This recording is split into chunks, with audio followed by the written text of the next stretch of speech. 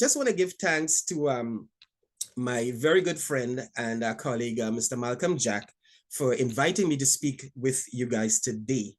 And, I have a lot prepared for you. So I'm going to try to do this as expeditiously as possible, get everything out, and leave enough time for you to ask questions at the end of the presentation. Okay. The presentation is going to be in two parts.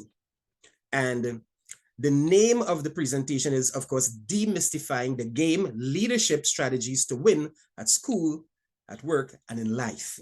That's our title. And what I thought I would do is go ahead and break this up into two parts. The first part will be understanding the title of the message, breaking down each word and really understanding why we are here, what it is we're about to discuss.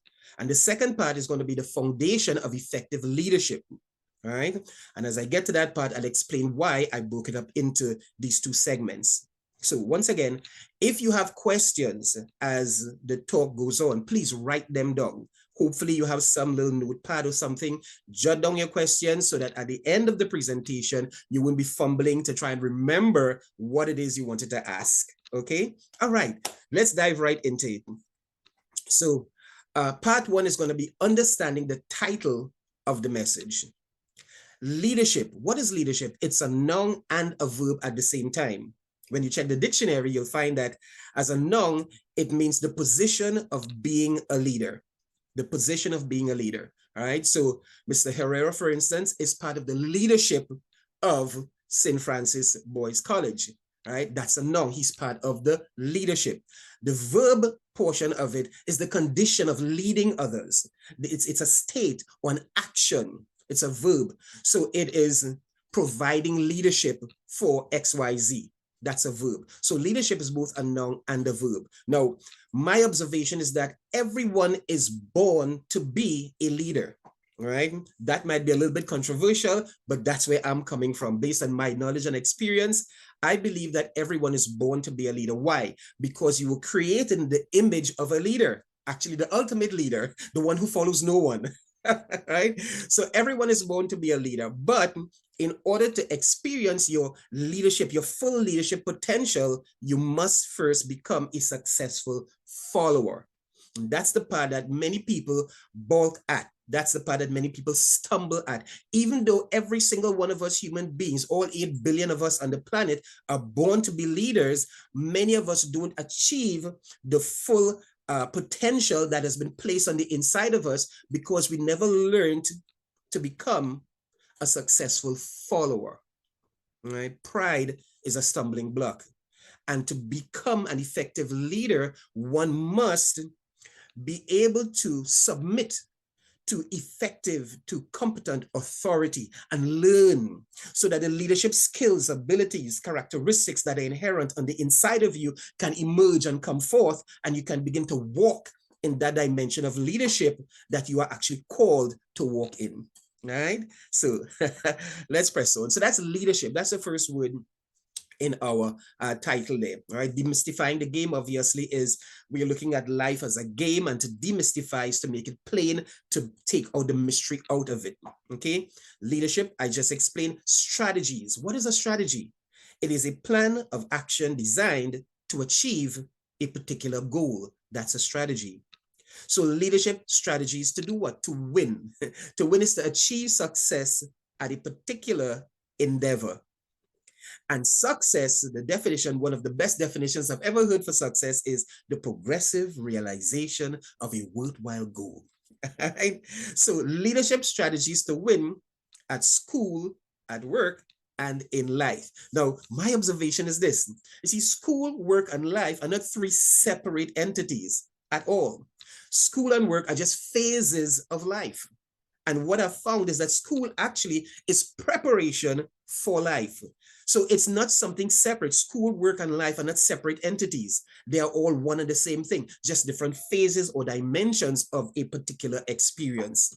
And within that context, what I've further found to be true is this. Each subject that you study in school helps you to succeed in a particular area of life. Right? I wish someone had told this to me and explained this to me when I was a student. I think my whole school experience would have been much different and far more effective and successful. So I hope as we get into the meat of this study, it really will be a blessing to you, gentlemen, today. So this is what I want to do. On the next slide, I want to look at different subjects that we study in school and see how studying these subjects can actually assist you in the real world, as it were, right? So let's press on. English language, primary subject, English language. All right. What does English help you to do? It helps you to communicate effectively. English, and of course, if we were in France, we'd be saying French. If we were in Spain, we'd be saying Spanish, right? So your native language, that's basically what we're talking about. Someone's native language, learning it, studying it, becoming proficient in it, it helps you to communicate effectively. And why do you need to communicate effectively? Well, there is a book that I read several years ago, a couple decades ago actually, called Communication, Sex, and Money. It is a book by Dr. Edwin Lewis Cole, and it's about marriage and how to be successful at marriage. And what he was purporting in the book is that these are the three areas that cause the most problems in the typical marriage: communication, sex, and money. And I believe he listed them in the order of priority. And I have found that to be true in life, generally speaking. Communication. Every relationship, every organization can actually rise or fall based upon how effective the communication channels are. In a marriage, in a business relationship, every type of interpersonal relationship, if you cannot communicate effectively, you're gonna have a lot of problems. And here's the thing about it. You see, you may have different problems in your relationship, but if you have healthy communication, you have the basis to solve every problem. But if you don't have healthy communication, then it doesn't matter how small the problem is. If you can't communicate effectively, you're going to have a bigger problem trying to solve that small problem because of the lack of effective communication. Does that make sense? I think it does. So learning, studying English language, if you're a native English speaker, helps you to be able to communicate effectively. You know why many people resort to violence? Is because they can't articulate the emotions and the thoughts they have inside of them. And so it's bottled up, it's pent up, and many times it exhibits itself in anger and hate and rage. And people tend to use their fists to try to solve problems because they have a lack of the ability to communicate effectively. So don't just look at English language as just some subject I study in school. It is going to help you to be able to be successful in your relationships later on in life and even right now. English literature, again, it's not just about Julius Caesar and Shakespeare and Romeo and Juliet, and Paul Skean Douglas and so forth. It actually broadens your vocabulary and it gives psychological insight. When you look at The Merchant of Venice and you study Hamlet and you read A House of Mr. Biswas and Ramgood's Salvation and all these great pieces of literature, the point is, what it's supposed to do is to help you to be able to understand the dynamics of interpersonal relationships, why people do the things they do, why they speak the way they speak, and how one person can affect someone else by their approach, their perspective to that person, and even how they see themselves. All of these lessons are contained within the dynamic of English literature and studying the masters, again, like Shakespeare and Paul Skean Douglas and these people. Great, great, great benefit in studying English literature. Mathematics, well, what can I say? It is one of the primary subjects, English and math, primary subjects.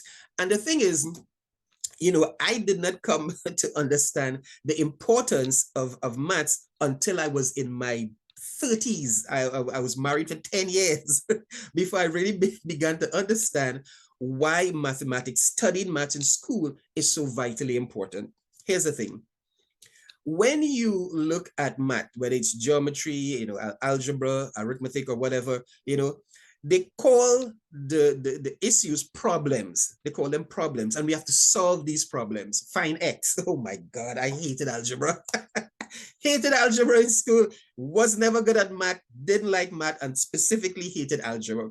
Didn't mind geometry that much, arithmetic, adding, subtracting, multiplying and stuff. That was fine. Why did I have to find X?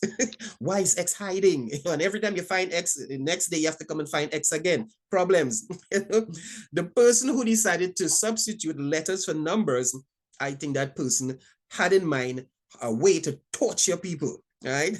So I was not good at math. But later on in life, I found that really and truly, it is vitally important to understand the purpose of mathematics and to apply oneself to understanding the underlying principle of mathematics. Why do we study maths? It teaches us how to solve problems in life. That's the purpose of math. See, these subjects that we study in school are not just there for us to memorize facts and figures and then go and take exams and pass exams and get little documents and whatnot to get good jobs. And that's not the real purpose of it. That's just one part of the whole dynamic. But that's not really the salient aspect of studying these subjects. No, it's preparation for life. And if you understand how mathematics work, there are formulas to solving every problem. What is a formula? It is a specific set of principles that never change. They're the same all the time. They're consistent. They're constant. And so you can take the formula and apply it every time to solve that particular math problem. Right? Of course, using the different branches of math, whether it's geometry, arithmetic, or algebra, or whatever, the formulas are going to be changed. They're going to be different. All right. But once you learn a formula, you can use that formula consistently every time to solve a problem.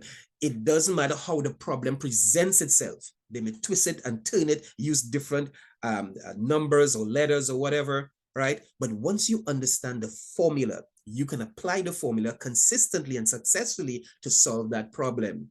That is teaching you that when you grown up now, you're in a marriage or whatever, and or even now as a young man, you have a relationship with your parents, right?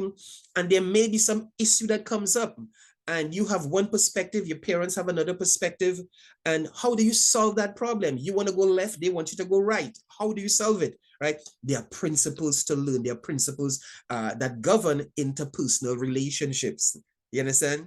As I'm speaking, I'm reminded of another book by Dr. Gary Chapman, The 5 Love Languages. Did you know that there are 5 specific love languages? And depending on what your love language is, that is how you interpret and you give love to other people. And everyone has a love language. See, that's a principle. And if you can learn that principle, then that will help you to facilitate ease and fluency in relating to the people around you, whether it's your brother, sister, cousin, tanti, nene, and uncle, whatever, compare makume. It will help you to relate effectively to the people around you, the people that you love and care about. Right? So mathematics, very, very important. Problem solving skills. Biology, oh my goodness. Listen, if English is important, English literature and mathematics are important to help you to understand and to navigate the real world and the life that is before you, biology even more so, right? It's particularly human and social biology, the awareness of male and female anatomy and physiology, right? Learning, when I was in school, they taught us there were 2 genders, male and female, that's it. Today, apparently, there are many more. I don't know. But when I was a youth, they taught us male and female, XX, XY, that's it. So understanding biology helps you to navigate life, all right? Particularly, again, human and social biology. Even understanding how your body works. I've been privy to conversations with young women, and some of them did not know how many orifices were in their body. True story.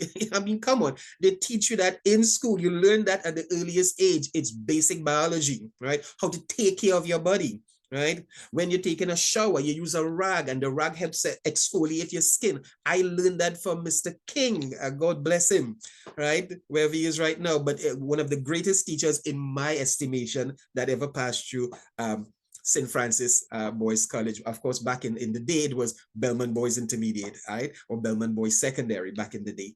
But yeah, Mr. King taught us biology. Great teacher, great teacher. I learned so much from him. Simple thing like using a rag to wash your skin so you exfoliate and you keep yourself healthy. Biology, very, very important in helping you to navigate life successfully. Accounts and commerce, right?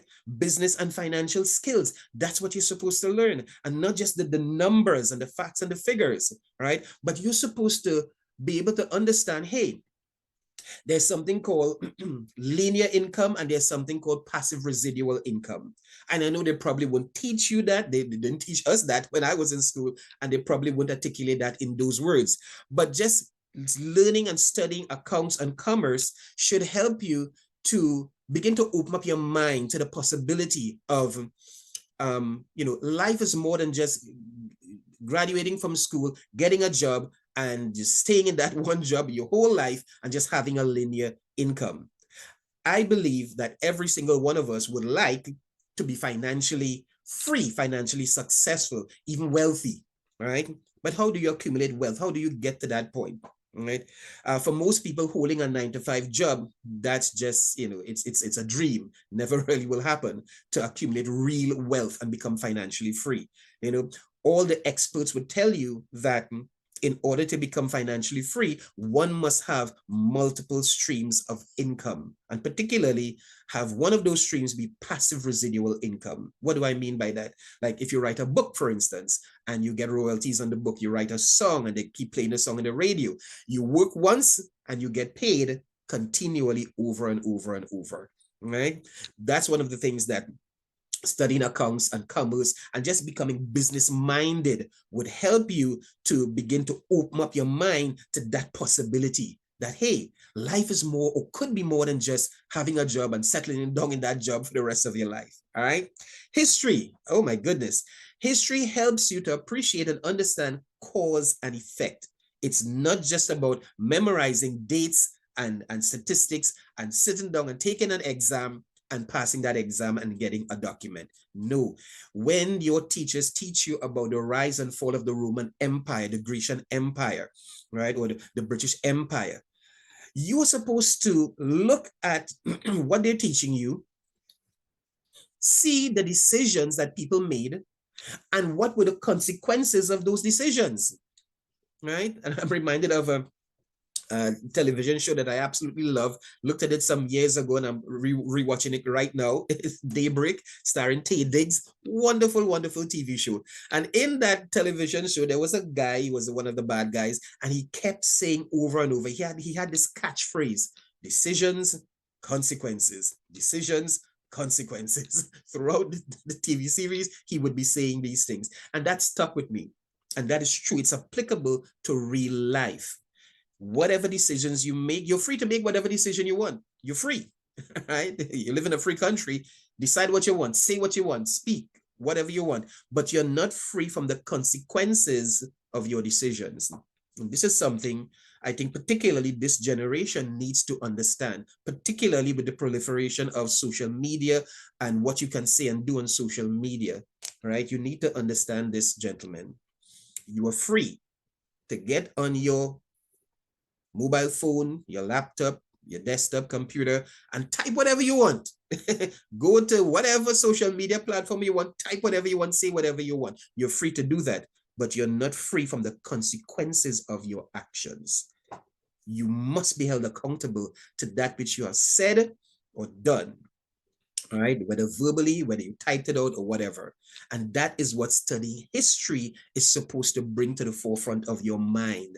When you look at the decisions that Nero made or Caesar made or any one of the, Napoleon made or anybody, right, who is a part of history. When you look at the decisions they made and you see the consequences of their actions, that is supposed to teach you that you ought to be circumspect in what you say, do, and think, because at the end of it, there's going to be a sowing for that which you, there's going to be a reaping for that which you have sown. You sow and you reap. Cause and effect, decisions, consequences, decisions, consequences. That is what history is supposed to teach you, not just facts and figures to pass an exam. Geography, right? It helps to facilitate social and political awareness. Yeah, believe it or not, just study geography, where countries are located and how they juxtapose with other countries, the borders of different nations, right? The sovereignty of one nation over the other. Okay, right now here in the United States, I've been living here in Florida for 22 years. And, in Texas, big issue right now with the southern border with Mexico. Huge issues, right? Studying geography helps you to understand the why and the how of these different political and social concepts and conflicts, right? Now, I want to share 2 slides with you, and then we're going to come back to this slide here, and we're going to deal with the rest of the subjects that is on this slide. But the 2 slides I'm going to share with you, okay, they may be considered a little bit controversial. I want to say a disclaimer right here now. And the disclaimer is this. I am not your geography nor your history teacher. I'm not qualified. I'm not authorized to teach you history or geography. Okay, what I'm going to do is just share some information with you. That is all. What I would like you to do is simply to consider the information. Just listen to it and just think about it. But please, because I am not your geography nor your history teacher, and I'm neither qualified nor authorized to teach you these subjects, I want to tell you that feel free to reject everything that I'm about to share with you. Feel free to reject it. You do not have to give in to it. But I would counsel you at least research it and see possibly, if it's true. All right, so here's the first slide. This is a geography lesson, a geography and history lesson. All these countries you see here in green, they are part of Northern Africa and the Middle East, right? Largely Islamic or Muslim-dominated countries. This little sliver of red that you see right here, that's Israel, right? And so this has been in the news quite frequently over the past several months and will continue to be newsworthy, I think, for many years to come, right? But the reason I'm showing this to you is that many people are not cognizant of the relationship between this tiny little nation here, Israel, and the rest of the world that is directly bordering Israel and in very close proximity. Okay, because in the news you will hear things like, or Israel, they're the aggressor, and they're occupying land that's not theirs and stuff like that. Again, I am not here to sway you one way or the other. I'm just sharing information based on geography. All right, make up your own mind, decide whatever you want. But one question that I would ask myself is this: if this tiny little piece of land here in red is the aggressor over all of these nations here in green, that seems to be illogical. It seems to be an imbalance. I would question that. That is all. All right. Next slide is this. This is the same little sliver of land in red. This is it here. It's blown up now. And this border that we see here in red, actually, according to an ancient text that has been verified archaeologically, scientifically, and otherwise, according to that ancient text, this is the land that was actually promised to the nation of Israel. This whole huge piece of land here was actually promised to them. And over the years, they have given up all of this land to try and keep peace in the Middle East. That is one interpretation of events. Again, I am not your geography nor your history teacher. Feel free to reject all of this. I would just counsel you, research, investigate, check it out. See if there's any sliver of truth in that. All right, good. And now we go back to our subjects. So that's history and that's geography. When you have a good grasp on history and geography, it will help you to make wise decisions. It can help you to navigate contemporary social and political issues when you understand the geography and the history of a particular situation. And that's the only reason I shared those slides with you. Once again, my disclaimer, I am not your history nor your geography teacher. Feel free to reject everything I just shared with you. But, I would counsel you to research it. Chemistry and physics.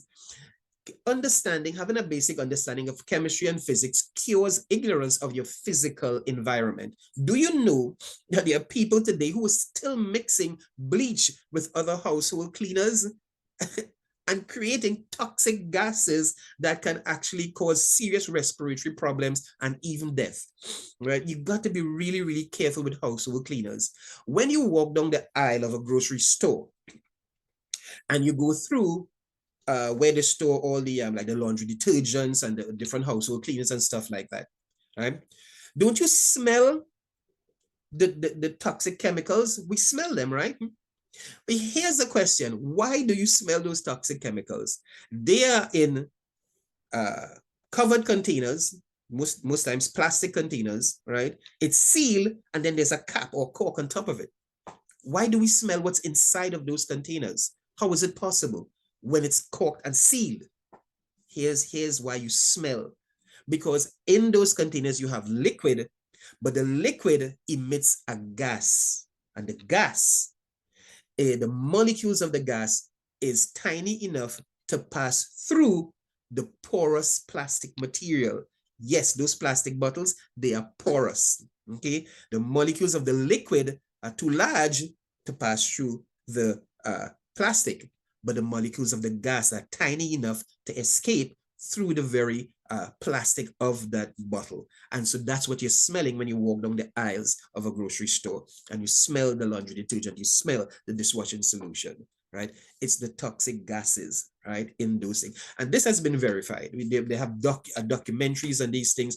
These chemicals that we buy and bring into our homes, very, very dangerous. Many of them have warning labels on the back, right?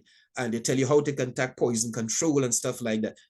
You got to be very, very careful as to what you purchase and bring into your homes. And of course, I'm speaking to young men. You, at this point in your life, you don't have the authority to determine what you buy and bring into your home. But maybe you can take this information, again, do some research for yourself, get the facts, and then you can present it to your parents, and hopefully they can make some wise decisions about what they bring into your house. It's extremely, extremely important. Those gases, they're very heavy. They're heavier than air. So when you bring household chemicals, you bring household cleaners into the home, you store it under the cupboard or under the sink or wherever, and those gases escape from those plastic bottles, the porous plastic bottles. They tend to settle just about 2 feet off the ground, right? They're very heavy. They're heavier than air. So they don't go up in the air, they come down. And just between ground level, floor level, and 2 feet above the ground, you have a concentration of those toxic gases. You know which members of our families actually live at that level? The babies. They crawl around the floor and they spend the whole first part of their life, first couple of years, right down at that level where they're constantly inhaling those toxic chemicals. Understanding chemistry helps you to live a safer life. Take this and apply it. Physics.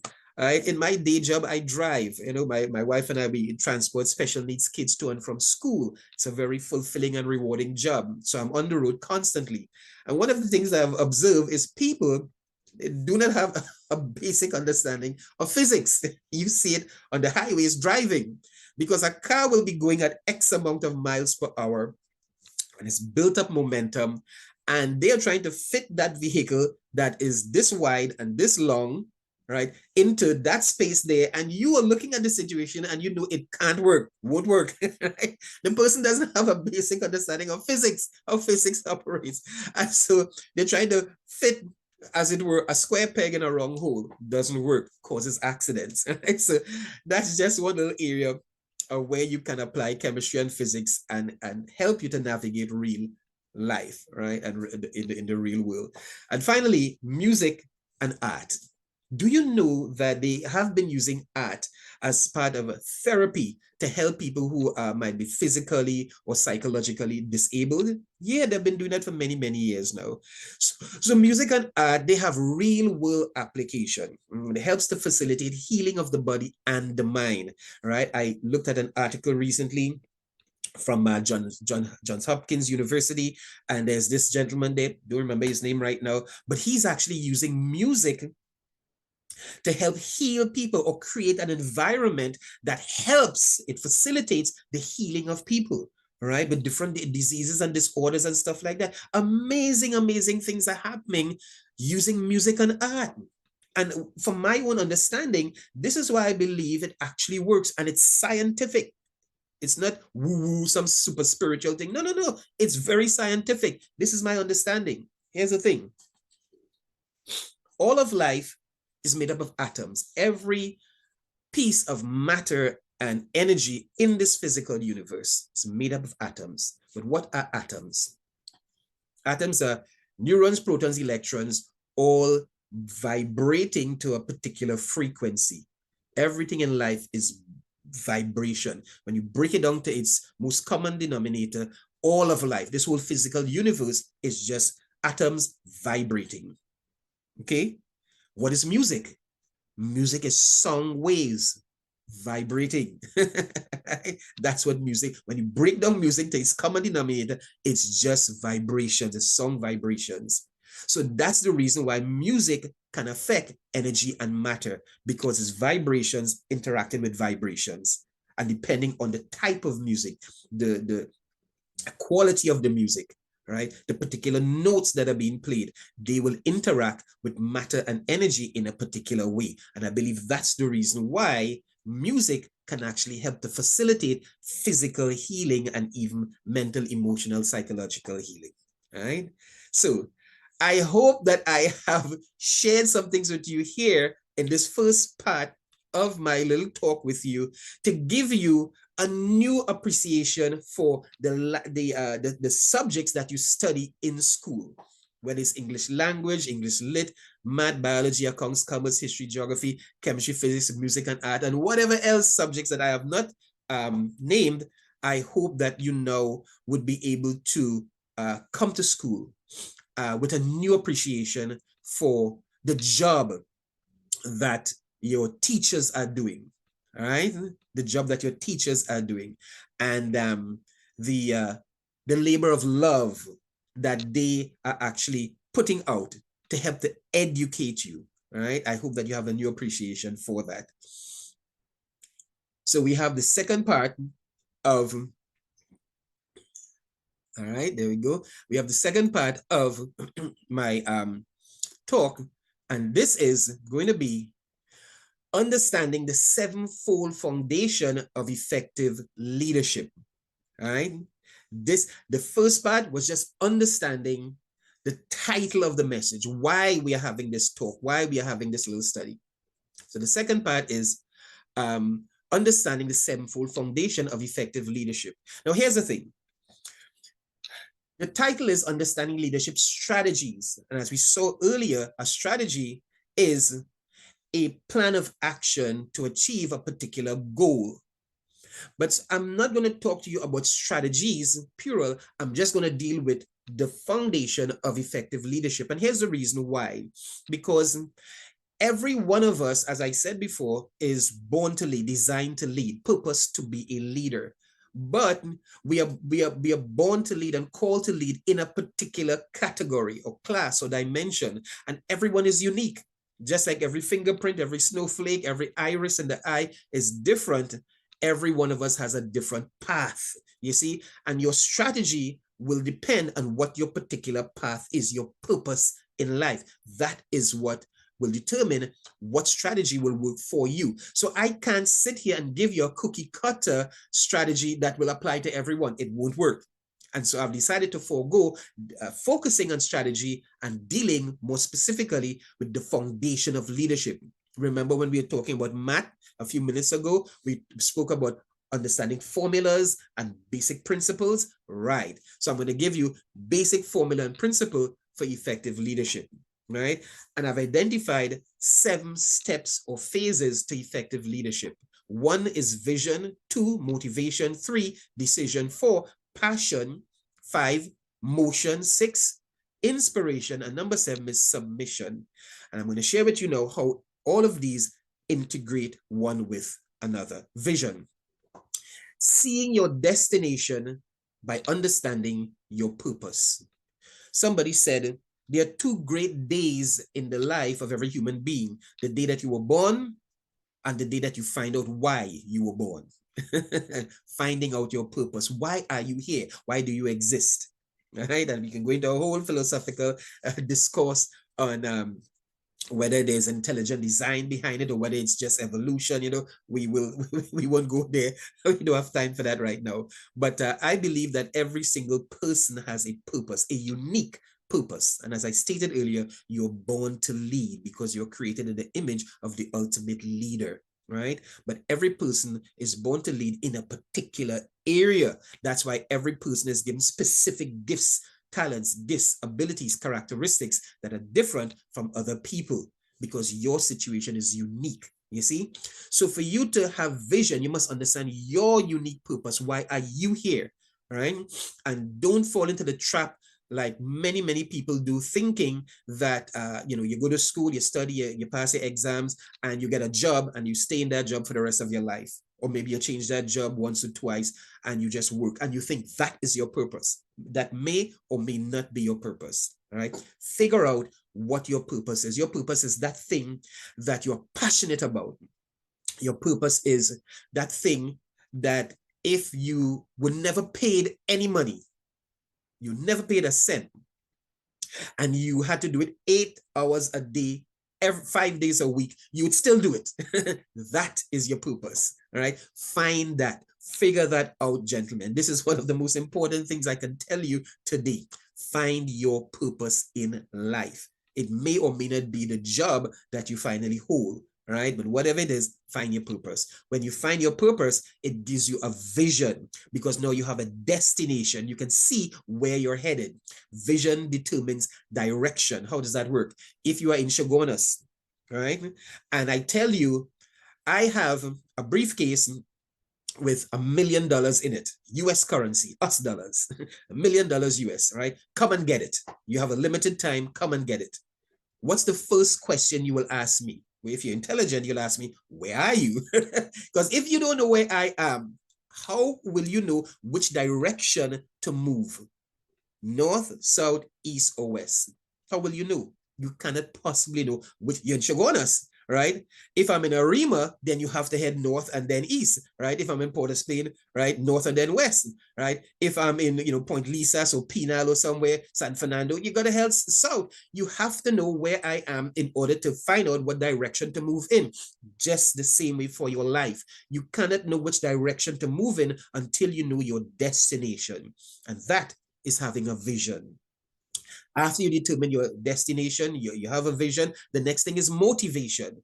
You see, you can know where to go, but if you're not motivated to move, then you're not going to move, right? And in my analogy, $1 million, that's good motivation to move. That's a strong why. You want to get that $1 million, so you have motivation to move. In life, it's the same way. It's the same way in life. You have to be motivated to get up and move. All right. And your why, your reason, your motivation must be greater than your opposition. You know why? Because life is designed to be difficult. It is designed to be difficult because everything precious is hidden. And you don't find diamonds and pearls walking down Charlotte Street. You don't, right? They are hidden deep in the earth and in the bottom of the sea in oysters, respectively, right?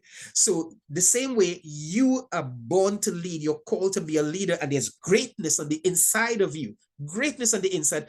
Every single one of us has greatness buried on the inside of us. And life is designed to be difficult to bring out that greatness.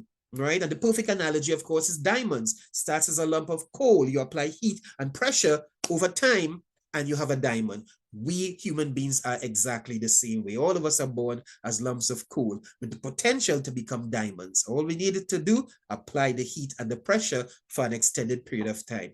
So life is designed to be difficult, but you have to be motivated enough to press on. So with your vision and your motivation, you need to make a decision. You need to decide, I am going to get up and move. I am going to pursue. I am going to achieve. I am going to do whatever it takes, right? The power of choice.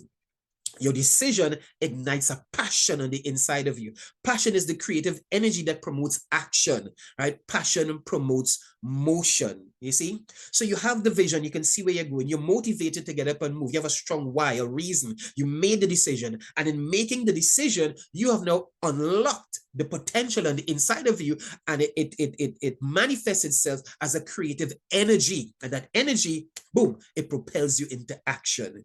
So passion promotes motion. Motion, now, when you get in motion, you create momentum, right? You create momentum, and momentum facilitates progress. And here's the thing, progress approximates success. If you're progressing, then you're succeeding. Do you remember our definition of the word success? The progressive realization of a worthwhile goal. You see that word? Progressive realization. Success is a journey. It's not something that you reach and you stop and that's it. No, you're always progressing. When you achieve this goal, you set another goal and you go further. You achieve that, you go further, right? So you're always in motion and you build up momentum as you progress. Now, when other people see you being successful, they see you progressing, guess what? It creates inspiration in the onlookers. In people observing you, you begin to inspire them. And inspiration ignites imagination. When people see you successful, or flip it around, when you see somebody else successful, you now become inspired to become like them, to achieve what they have achieved. You see? And so you begin to hope. You understand? And hope springs eternal. Hope, my little thing is, hope is the elixir of life. Take that little saying and do whatever you want with it. But I believe hope is the elixir of life. You know, on a sad note, people, you know, exit this life when they lose hope. And this is a very real issue. When people see or believe that things are hopeless, there is no hope, there is no light at the end of the tunnel, that's the reason why people tend to exit this life. Sad to say. You understand? But hope now, when you do have hope, it is the elixir of life. It is the essence of life. You want to progress. You want to proceed. You want to go on. You want to move. You want to keep pressing forward when you have hope. And that's what inspiration does. When someone is successful, you see them being successful, they begin to inspire you. And that inspiration births imagination. You can now see the invisible and begin to achieve the impossible. Why? Because you have hope. You are inspired. You see? So inspiration determines influence. Because again, when you see someone being successful, you want to be like them. It inspires hope. It fires up your imagination. Right? That person now has influence over you. You see? And you know, strange enough, this is one of the reasons why children are disobedient to parents. When your parent tells you, do this, do that, don't do this, don't do that. Excuse me. If that parent is not successful in your eyes, based on your estimation, you don't think they are successful, they will not be an inspiration to you. And if they're not inspiring you, you will not want to follow what they say. That's the birth of disobedience.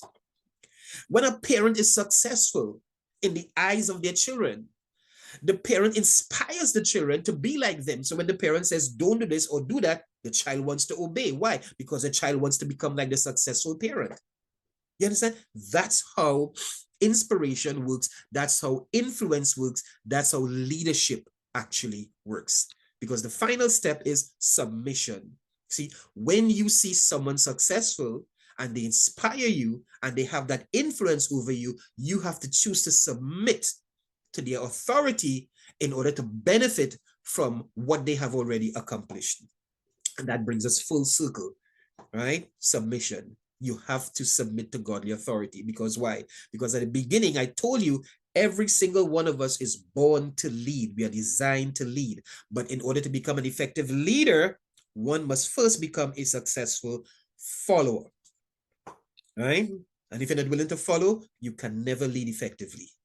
You have to submit to some authority, some competent, effective authority. And that is why you are in school studying subjects. That's why you have teachers over you.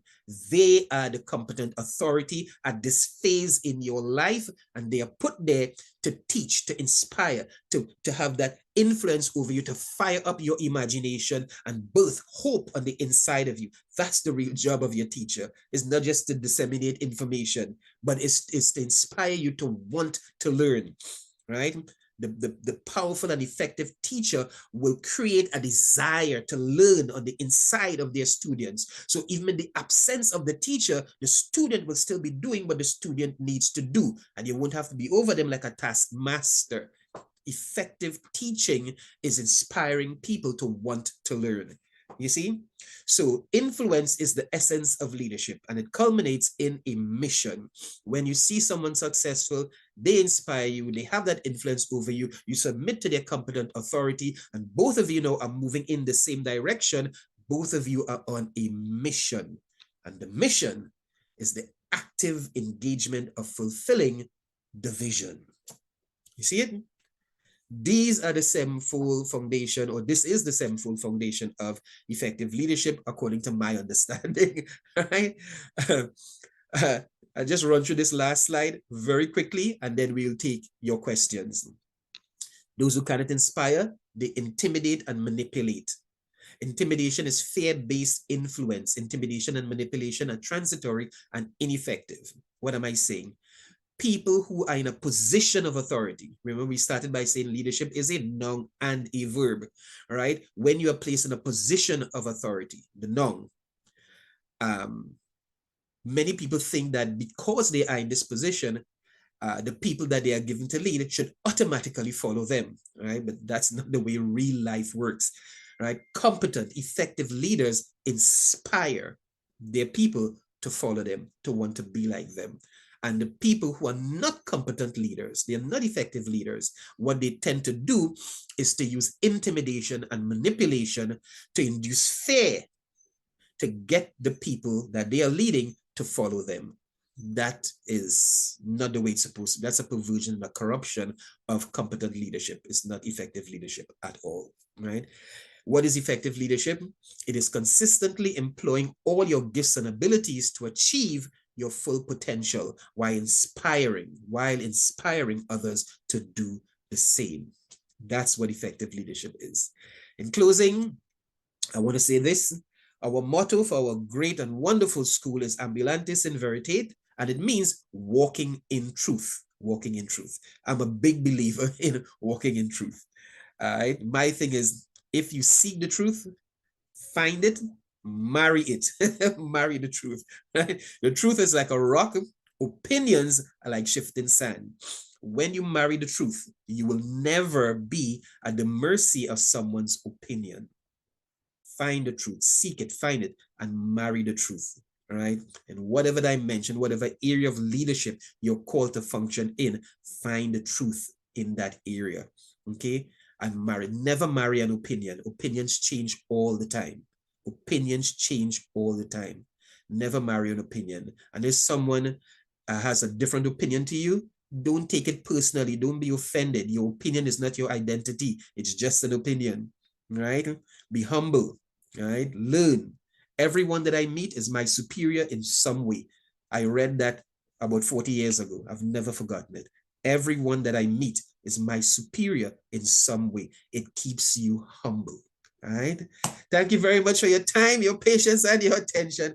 This has been Average John Alexander, and this is my little talk to you on demystifying the game leadership strategies to win at school, at work, and in life.